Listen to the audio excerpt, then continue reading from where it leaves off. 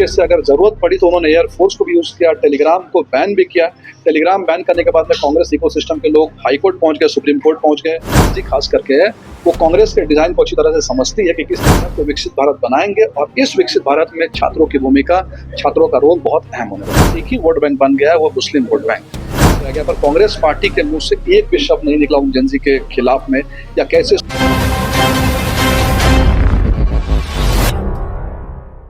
भी याद आती है तो मुझे रंजीत डॉन की याद आती है, जिसके समय में ना जाने कितने पेपर्स लीक हुए थे।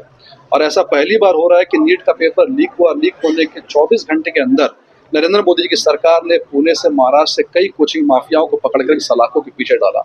देखिए, हमारा देश इस वक्त ट्रांजिशन के पीरियड से गुजर रहा है। पहले जब फिजिकल ऑफलाइन पेपर्स हुआ करते तो ना जाने ऐसी कितनी घटनाएं होती थी, लेकिन आज डिजिटल इंडिया में ऐसी घटनाएं थोड़ी सामान्य हो गई, क्योंकि सबके पास मोबाइल फोन एप्लीकेशन आ गया। लेकिन हमें नरेंद्र मोदी जी की सरकार पर यकीन करना चाहिए, उनकी नीयत को देखना चाहिए कि किस तरीके से अगर ज़रूरत पड़ी तो उन्होंने एयरफोर्स को भी यूज़ किया, टेलीग्राम को बैन भी किया। टेलीग्राम बैन करने के बाद में कांग्रेस इकोसिस्टम के लोग हाई कोर्ट पहुंच गए, सुप्रीम कोर्ट पहुंच गए कि बैन को हटाया जाए। और तरीके से जो इसको किया गया है, सीबीएसई के केस में भी उन्होंने देश का माहौल खराब करने की कोशिश की। लेकिन देखिए, रीचेकिंग के बाद में रांची की एक जो बच्ची है, उसने पूरे देश में टॉप किया है। तो कहने का मतलब है कि अब जो हमारे देश की जनता है, जेन-ज़ी खास करके है, वो कांग्रेस के डिजाइन को अच्छी तरह से समझती है कि किस तरीके से उन्होंने देश को बर्बाद किया था। और ठीक है, हमारे सामने बहुत सारे चैलेंजेस आज भी है। आज भी मोदी सरकार ने अंत्योदय के सपने को पूरी तरह से पूरा नहीं किया है, लेकिन जिस दिशा में हम आगे बढ़ रहे हैं, जेन-ज़ी को, युवाओं को, छात्रों को इस बात का यकीन है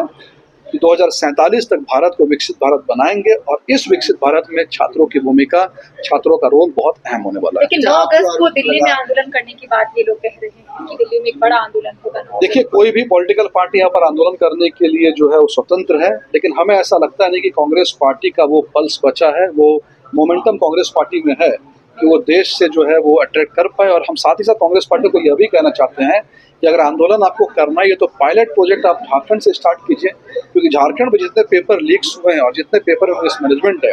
ये पूरे देश में एक टेक्स्ट बुक एग्जाम्पल है। तो अगर आपको करना है 9 अगस्त को, तो 9 अगस्त से पहले 9 जुलाई को यहाँ पर एक पायलट टेस्ट आप कर लीजिए झारखंड में, क्योंकि यहाँ पर आपकी सरकार के रहते हुए सारा पेपर लीक हुआ है और तमाम मिसमैनेजमेंट हमने देखा है। अच्छा, कांग्रेस, आपके कहने का मतलब कांग्रेस क्या छात्रों को, जेन-ज़ी को टूल किट की तरह ट्रीट कर रही है क्या? देखिए, जिस तरीके से राहुल गांधी ने बार बार इस बयान को दिया, बार बार इस बात को कहा कि जेन-ज़ी आंदोलन करे, जेन-ज़ी सरकार को उखाड़ कर फेंके, चुनी हुई सरकार को उखाड़ करके फेंके, लेकिन इधर कुछ आप सालों से कांग्रेस का रिजल्ट देखेंगे, आप वेस्ट बंगाल का रिजल्ट देखिए, आप आसाम का रिजल्ट देखिए,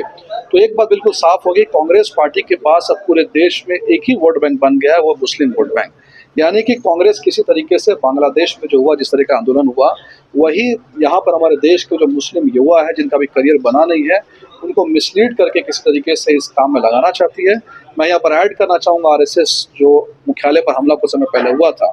उसमें 3 युवक जो कि ब्रेन वॉश थे, एकदम यंग एज के लड़के थे,